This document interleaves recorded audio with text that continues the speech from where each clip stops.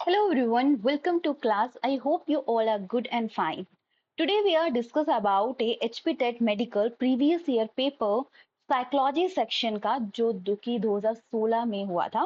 देखो 2 यहाँ पे लिखा है तो 2016 में 2 बार पेपर हुआ था। हालांकि अभी की बात करें तो अभी 2 ही बार होता है बट उस टाइम पहली बार 2 बार एग्जाम हुआ था और उसके बाद वन टाइम ही हुआ था। फिर स्टार्ट हुआ 2019 में 2 बार होना। राइट, क्योंकि 2015 में नहीं हो पाया था किसी वजह से, जिस वजह से 2016 में 2 बार एग्जाम हुआ था।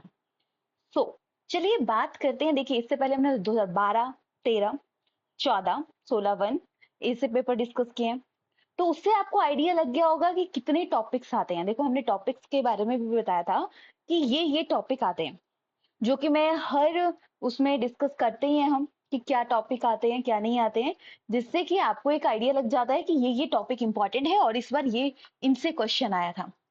राइट, और जो हमने अपने तरीके से जो नोट्स प्रिपेयर किए हैं उसमें भी इसी तरीके से प्रिपेयर किया हुआ है, जो कि आपके अंडरस्टैंडिंग को बहुत बेटर बनाता है। तो चलिए बात करते हैं एचपी टेट मेडिकल के प्रीवियस ईयर पेपर के साइकोलॉजी सेक्शन के। रही बात इसकी पीडीएफ की, पीडीएफ आपको हमारी टेलीग्राम पे मिल जाएगी, आप उसे फॉलो कर सकते हैं। राइट, सो चलिए स्टार्ट करते हैं आज की क्लास को। क्लास स्टार्ट करने से पहले अगर आपने हमारे चैनल को अभी तक सब्सक्राइब नहीं किया है तो सब्सक्राइब कीजिएगा, साथ साथ बेल आइकन दबा दीजिएगा ताकि कोई भी वीडियो की नोटिफिकेशन मिस ना हो। सो चलिए बात करते हैं अब हम आज के टॉपिक के बारे में। सो फर्स्ट क्वेश्चन, ध्यान से हर चीज को समझिएगा क्योंकि यही क्वेश्चन रिपीटेड आते हैं और जो मैं उन ऑप्शंस के बारे में डिस्कस करती हूँ उसी से रिलेटेड आगे चीजें पूछी जाती हैं। ये आपको ध्यान में रखना है। जैसे कि अभी मैं ये चीज के बारे में बता रही हूँ तो नेक्स्ट टाइम कुछ अलग चीज पूछी जाएगी और वेरिएशन नहीं आती है। मतलब वेरिएशन आएगी पर टॉपिक तो वही रहेंगे। जैसे साइकोलॉजी, कई बार पूछा जाता है साइकोलॉजी क्या है, इसका मीनिंग कहाँ से है और साइकोलॉजी में हम पढ़ते क्या है। तो अभी हमारे पास क्वेश्चन है, psychology the science of behaviour and mental process. Psychology में हम चेक करते हैं कि बच्चे का बिहेवियर कैसा है, कैसे वो एक्ट कर रहा है, कैसे वो वेरी करता है, क्यों 2 पर्सन वेरी करते हैं, कैसे उसे हम अच्छे से आगे ग्रो कराने में उसकी मदद कर सकते हैं। तो यहाँ पे ऑप्शन डी राइट बन जाता है। Now going to next question, हु स्टेप। देखो ये दोनों ही साइकोलॉजी के फर्स्ट चैप्टर से क्वेश्चन है कि साइकोलॉजी होती क्या है, स्ट्रक्चरलिज्म फंक्शनलिज्म क्या है। तो स्ट्रक्चरलिज्म के फादर हैं विलियम वुडहंट। वॉटसन की बात करें ये बिहेवियरिज्म के फादर हैं। जेम्स की बात करें ये फंक्शनलिज्म के फादर हैं।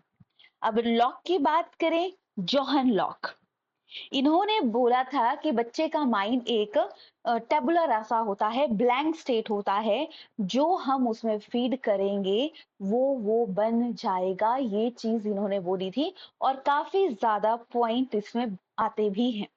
हम बच्चे के माइंड में जो भी डालेंगे वो वही बनेगा।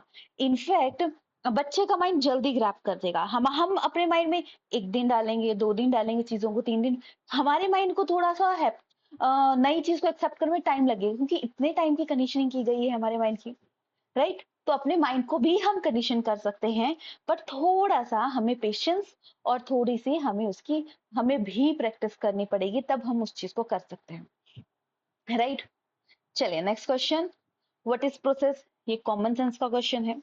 प्रोसेस क्या होता है? प्रोसेस होता है कोई चीज चल रही है, ठीक है, मतलब काम हो रहा है, तो ये आ जाएगा रिस्पॉन्स टू स्टिमुलस। देखो कई बार कोई क्वेश्चन के आंसर आपको नहीं आते, माना तो एलिमिनेशन टेक्निक अपनाइए। अच्छा ये है तो ये ऑप्शन तो हो नहीं सकता, अच्छा ये चीज है तो ये तो हो नहीं सकती।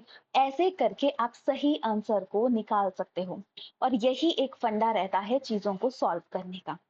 राइट, सो हमारा ऑप्शन यहाँ पे ऑप्शन सी राइट बन जाएगा। Now next question, what is interview. Interview क्या होता है? इंटरव्यू सामने बैठ के लिया जाता है, डाटा एनालिसिस तो है नहीं है, कम्युनिकेशन तो है नहीं है, नेचुरल ऑब्जर्वेशन तो है नहीं है, स्पेसिफिक बोला है तो फेस टू फेस कंजर्वेशन है। ये भी कॉमन सेंस का क्वेश्चन है जो आपकी अपनी अंडरस्टैंडिंग के बेसिस पे आप कर सकते हो। नाउ नेक्स्ट, इसके लिए थ्योरी पढ़नी पड़ेगी। Concept life Eros and death Thanatos किसने दिया था? सो ये दिया था सिगमंड फ्रॉइड ने। देखो इन्होंने 2-3 कंसेप्ट दिए थे, इद, ईगो, सुपर ईगो। ईद में बच्चा, अब देखो अगर आप प्रीवियस ईयर वीडियोस को देखा होगा तो आप इस क्वेश्चन को आराम से कर दोगे, क्योंकि हमने वहां पे चीजों को समझा है कि क्या चीजें हैं, क्या उसके अंदर बोला गया है। ईद की बात करें, ईद मतलब आई वॉन्ट दिस, मुझे ये चाहिए, जैसे मर्जी लाओ, जैसे मर्जी करो, पर I want this, right. Ego में फाइंड आउट, जरूरत भी है, यानी सुपर ईगो, नहीं तो नहीं, ये एथिक्स के खिलाफ है। तो ईद में एक कंसेप्ट आता है लिबिडो। लिबिडो के अंदर आता है एरोस एंड थैंडोस। एरोस मतलब एराइज करना, लाइफ हैप्पी, जॉय, इंजॉय करना, सब कुछ इसमें आता है। थैंडोस में थका हुआ, एग्रेशन, फ्रस्ट्रेशन, एंगर, तो ये डेथ इंस्टिंक्ट में आते हैं जो हमें नेगेटिविटी की तरफ भेजते हैं, राइट। एमसी डॉगल की बात करें, इन्होंने क्या दिया था, 14 इंस्टिंक्ट मोटिवेशन के दिए थे। डॉलर एंड मिलर की बात करें, इन्होंने हैबिट फॉर्मेशन कैसे होती है उस चीज में, स्टिमुलस रिस्पॉन्स के ऊपर इन्होंने काम किया था, right. Now going to next question, again Freud से क्वेश्चन है। तो फ्रेंड का एग्रेशन किसका कॉज है? देखो एग्रेशन आता तो डेथ इंस्टिंक्ट के अंदर आता है, ठीक है, कॉज ऑफ डेथ इंस्टिंक्ट, तो याद रखिएगा option B is the right answer. अब आता है मॉज्लो की थ्योरी। मॉज्लो की मोटिवेशन से रिलेटेड थ्योरी है, हाईएस्ट नीड। ये भी क्वेश्चन आप तब कर लोगे अगर आपने प्रीवियस ईयर पढ़ा है।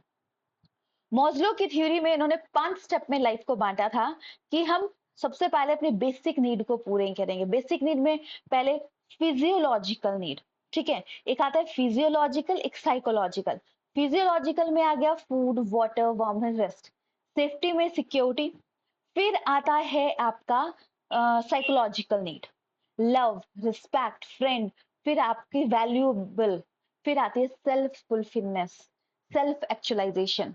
जो खुद को समझ गया कि हमें क्या चाहिए लाइफ से, क्या बनना है, क्या करना है, तो वो लाइफ में चीजों को अचीव कर लेगा। तो ये आता है सेल्फ एक्चुअलाइजेशन, सबसे हाईएस्ट, राइट। कोई भी क्वेश्चन इससे आ सकता है, लोएस्ट क्या है, फिजियोलॉजिकल क्या है, बेसिक नीड क्या है, साइकोलॉजिकल नीड क्या है, एस्टीम में क्या आता है, लव नीड में आता है, सेफ्टी नीड में क्या आता है, ऐसे करके डिफरेंट डिफरेंट वे से क्वेश्चन आते हैं। और अब्राहम मॉज्लो ही उन्होंने ये चीज बोली थी। अब्राहम मॉज्लो पूरा नाम है, स्पिरिचुअलिटी के फादर भी अब्राहम मॉज्लो के बारे आते हैं, ये क्वेश्चन भी आता है।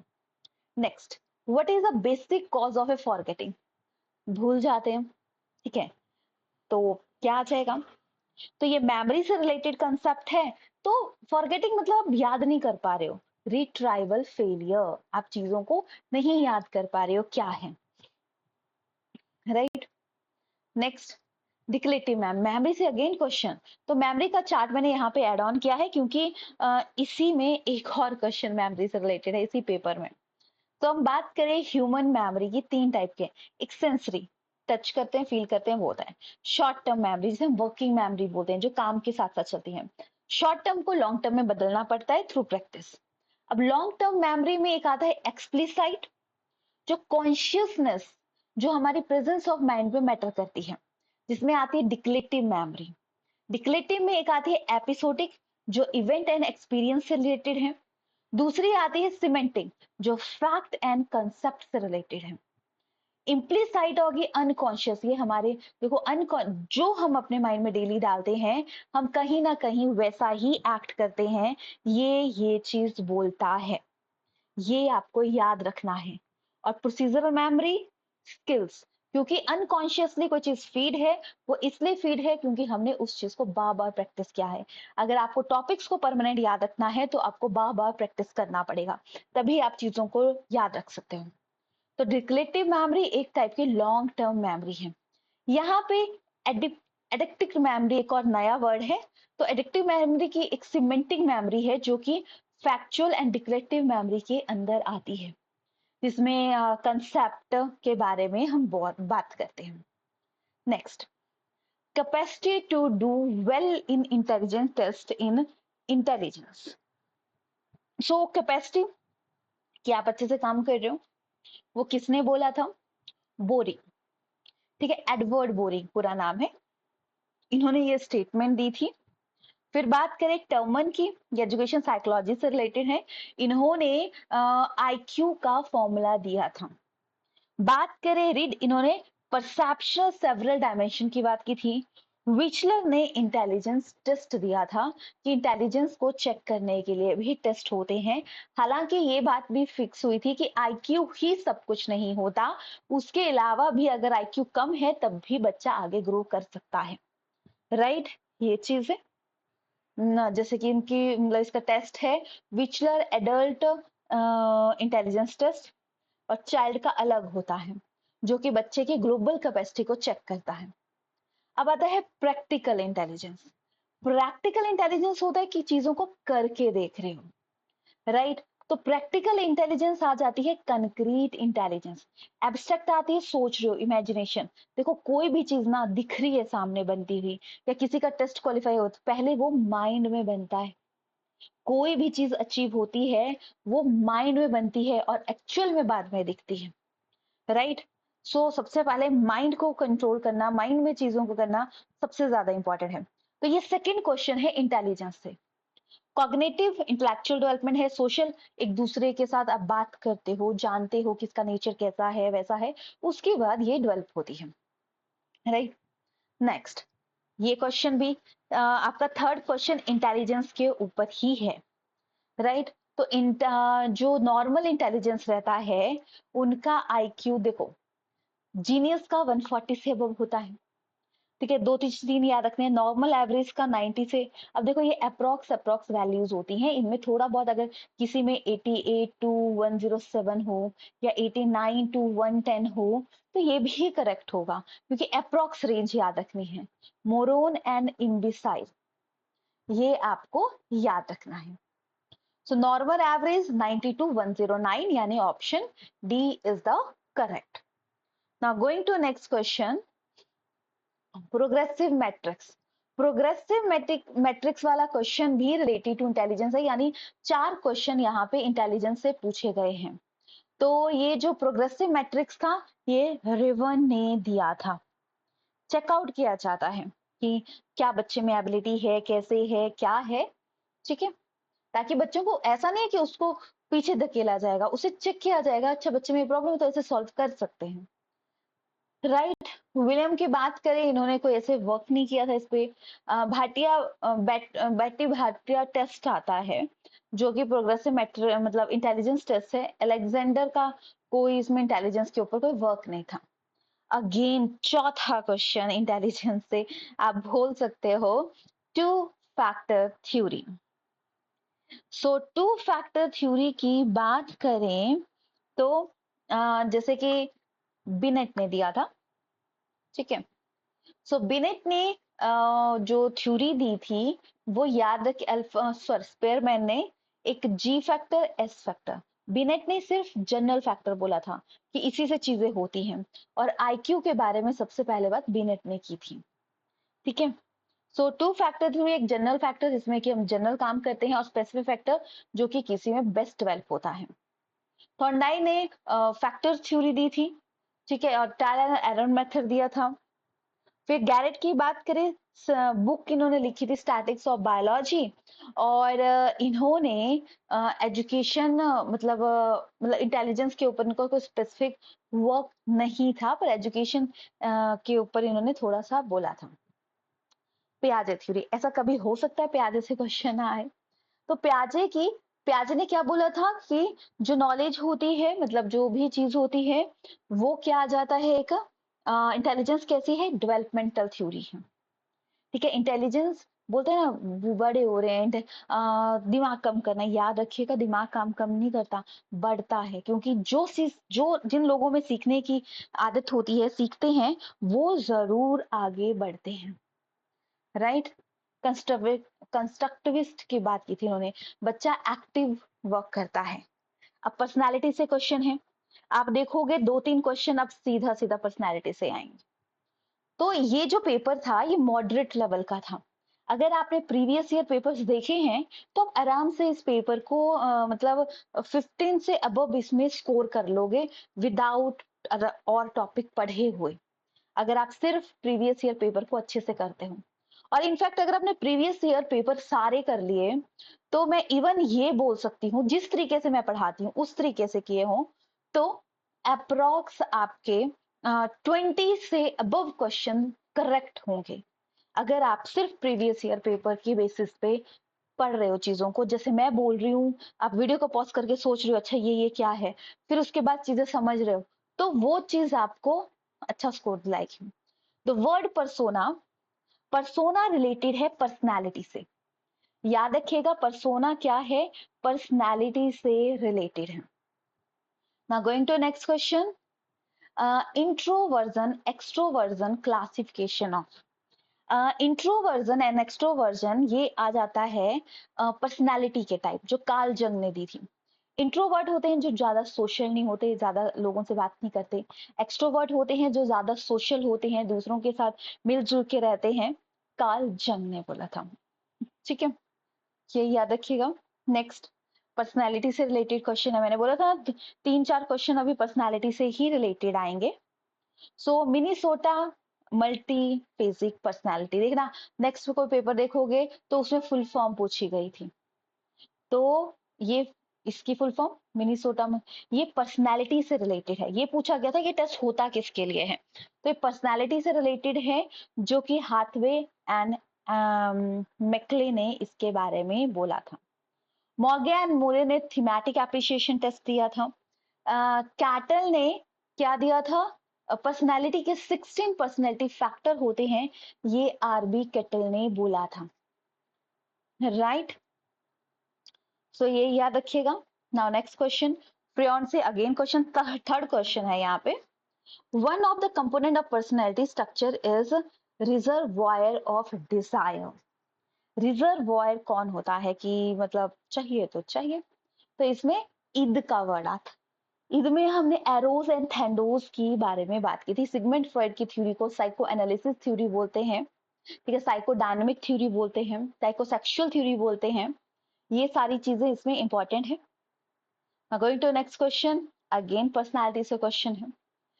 थीमेटिक, कई बार इसकी फुल फॉर्म आती है, मॉर्गन एंड मुरे ने थीमेटिक एप्रिसिएशन टेस्ट दिया था, ये याद रखिएगा। नेक्स्ट क्रिएटिव, ये भी प्रीवियस है, अगर आपने अच्छे से पढ़ा होगा तो आप अच्छे से सॉल्व कर पाओगे। क्रिएटिविटी होती है कि आप चीजों को अलग अलग वे से करते हैं, और अलग अलग वे से करते हैं यानी डाइवर्जेंट थिंकर हैं। सो राइट, चलिए नेक्स्ट क्वेश्चन की तरफ बढ़ते हैं। कंडीशन रिफ्लेक्स एक्शन, देखो पैवलोव की थ्योरी है रिफ्लेक्स एक्शन। इन्होंने डॉग के ऊपर एक्सपेरिमेंट किया था, इन्होंने डॉग को ही मतलब उसकी कंडीशनिंग कर दी थी और उसको एक हैबिट फॉर्मेशन करवा दी थी, बेल बजेगा खाना मिलेगा ये चीज, तो ये है पैवलोव। ये सारे ही हमारे लर्निंग थ्योरी के अंदर आ जाते हैं, तो लर्निंग थ्योरी में सारी थ्योरीज को पढ़िएगा। स्किनर ने कंडीशन, इनकी ऑपरेंट कंडीशनिंग थ्योरी है जो कि कैट से रिलेटेड थी, रेनफोर्समेंट से रिलेटेड थी। कोहलबर्ग की चिपेंजी से रिलेटेड थी, सॉरी स्किनर की कैट डॉग से रिलेटेड, पिजन से रिलेटेड थी। कोहलर की बात करें, ये गेस्टालिज्म के अंदर आते हैं जिसमें पैटर्न पे वर्क किया जाता है, इनसाइड थ्योरी इन्होंने दी थी। थॉन्डाई की बात करें, इन्होंने ट्रायल एंड एरर मेथड दिया था, और प्राइमरी एबिलिटी, प्राइमरी लॉज दिए थे लर्निंग के, law of effect, law of readiness, law of exercise. अब सोचना है थॉन्डाई किसके फादर हैं, मतलब फादर अब बच्चों के नाम नहीं बताने हैं, बट हाँ साइकोलॉजी में किसके, बिहेवियरिज्म के, स्ट्रक्चरिज्म के, फंक्शनलिज्म के, एजुकेशन के किसके फादर हैं, ये आपको कमेंट सेक्शन में बताना है। Now next question, adolescence is the period of a great. Adolescence में बहुत ज्यादा माइंड में चेंजेस आते हैं, बच्चे का बिहेवियर चेंज होता है, बच्चे की प्रॉपर्टी चेंज होती है, बच्चे के मेंटल लेवल अलग हो जाता है, तो ये चीज स्टैनले हॉल ने बोली थी, ठीक है। रही बात हरलॉक की, हरलॉक भी काफी ज्यादा रिपीटेड है, तो वर्ड बोलो साइंटिस्ट जिन्होंने एजुकेशन के ऊपर एजुकेशनल कंसल्टेंट के तरह काम किया था, right? Now next question, who was the founder of a psychoanalytic theory of motivation? Psychoanalytic Freud, अभी बात किया 5 क्वेश्चन फ्रेयॉन से ही आ गए हैं पेपर में, देखो 5 क्वेश्चन एक टॉपिक से। नेक्स्ट, इन इंट्रोस्पेक्शन मेथड, ये आपका स्कूल ऑफ साइकोलॉजी से है। इंट्रोस्पेक्शन मेथड विलियम जेम्स ने दिया था, जिसमें इन्होंने सेल्फ के ऊपर बात की थी कि कैसे एक्ट होता है, कैसे चीजें होती हैं, कैसे फॉर्मेशन होती है, इसके बारे में इन्होंने काम किया था। तो ऑप्शन सी। और बात करें इंट्रोस्पेक्शन मेथड से, तो इन्होंने कैसे बच्चा वर्क करता है, कैसे एक्ट करता है, स्ट्रक्चरलिज्म के फादर हैं विलियम जेम्स, या प्रेजेंट साइकोलॉजी के फादर भी हम विलियम जेम्स को अब देखते हैं, तो ये अपने याद रखना है। इन्होंने लैब खोली थी फर्स्ट जर्मनी के लिपजिंग में। Next, according to Thomson and Lipsett, children normal child language development up to, child की लैंग्वेज 2100, ये अप्रोक्स बताया जाता है, तो 2100 तक डेवलप होते हैं बच्चे में language. Next, Kohler is related to, Kohler की अभी हमने बात की थी, इनसाइटफुल लर्निंग से थे, चिंपैंजी पे एक्सपेरिमेंट किया था, जो किसका नाम सुल्तान था। पहले खाना के लिए लटका दिए, पहले भूख नहीं लगी थी तो नॉर्मल बैठा था, फिर सोचा भूख तो लगी है, अब क्या किया जाए, एक बॉक्स लिया, नहीं पहुंचा, एक दो तीन अरेंज किए, फिर पहुंचा। किसी किसी बुक में डंडे की हेल्प से उसने बनाना लिए थे, ये चीज लिखी होती है। तो उसने क्या किया, पहले सोचा अच्छा ऐसे काम नहीं हो रहा, अब क्या किया जा सकता है, तो उसने अगेन एफर्ट किया, उसने सोचा, सॉल्व की चीजों को और अचीव कर ली। ठीक है, तो ये आ जाती है insight theory, direct direct previous year paper से ये क्वेश्चन है। Next, social development mean attaching maturity इन सोशल रिलेशनशिप। देखो हरलॉक के बारे में हमने पहले नहीं डिस्कस किया था, क्योंकि अभी हम डिटेल में उसी के बारे में डिस्कस करने वाले हैं। हरलॉक ने बोला social development mean attaching maturity इन सोशल रिलेशनशिप, यानी सोसाइटी के ऊपर उन्होंने वर्क किया था, सोशल डेवलपमेंट से रिलेटेड है हरलॉक। और work in child psychology, education psychology, अब कैसे रिलेशनशिप बनाया जाता है सोसाइटी के, उसके ऊपर बात की थी। वेनर की बात करें तो इन्होंने एट्रीब्यूट एट्रीब्यूशन थ्योरी दी थी, ठीक है, कि कैसे काम होता है, इंटरप्रिटेट कैसे किया जाए। फिर सरसन की बात करें तो वेरियस एरिया, इन्होंने सोशल साइकोलॉजी में बात की थी, understand the social system and interaction with in organization, organization के साथ कैसे रिलेशनशिप है, हेल्दी रिलेशनशिप कैसे बनाना है, उसके बारे में सोरेनसन ने बात की थी। कुंडू की बात करें तो इन्होंने whose work in the education psychology and developmental psychology पे इन्होंने काम किया था। तो सोशल से रिलेटेड मेनली एग्जैक्ट हरलॉक ही है। आईक्यू से इंटेलिजेंस से आप देख लोगे 5th 6th क्वेश्चन है, 5 क्वेश्चन इंटेलिजेंस से आगे, 5 क्वेश्चन आपके किससे फ्रेयॉन की थ्योरी से आगे थे, 5 क्वेश्चन जनरल थे, और कुछ क्वेश्चन पर्सनालिटी से थे, 3-4 क्वेश्चन, ऐसे करके तो आधा पेपर तो ऐसे ही हो गया। ठीक है, तो अभी हमने बताया था गिफ्टेड चिल्ड्रन जिनका आईक्यू 140 से अबव होता है, और आईक्यू को निकालने का फॉर्मूला क्या होता है, mental age upon chronical age into 100, ये फॉर्मूला रहता है, याद रखिएगा। Next, in serving hearing loss, hearing power, देखो हियरिंग जो पावर रहती है उसको मेजर करने के लिए डीबी होता है और डेसिबल, और 80 डीबी से ज्यादा हम साउंड को हमारे लिए अच्छी नहीं होती या हम सुन नहीं सकते। तो और अगर लॉस है यानी 80 डीबी से बहुत कम है, तो क्या रेंज आ जाएगी 40 टू 60 डीबी, यानी उसमें हियरिंग मतलब सुन नहीं पा सकता वो। ठीक है, तो ये तो था इस लेक्चर के बारे में। बाकी ऐसे ही हम बाकी सारे प्रीवियस ईयर पेपर्स को डिस्कस करेंगे, जो कि आपके स्कोर को इम्प्रूव करने में काफी मदद करेंगे, और इससे आपके अच्छे मार्क्स भी बढ़ेंगे। ऐसा बोल सकते हैं, राइट? किसी को कोई डाउट हो, किसी को सिर्फ एक सब्जेक्ट की क्लासेस ज्वाइन करनी हो, कंप्लीट कोर्स करना हो, हमारे पास रिकॉर्डिंग कोर्स भी है जो कि आप ज्वाइन कर सकते हैं, जो कि आपको बहुत ही कम कॉस्ट में पड़ेगा, राइट? और कोई इश्यू होगा, कोई भी सजेशन होगा, वो आप हमारे साथ शेयर कर सकते हैं। डेफिनेटली उस पर वर्क किया जाएगा। Thanks for watching.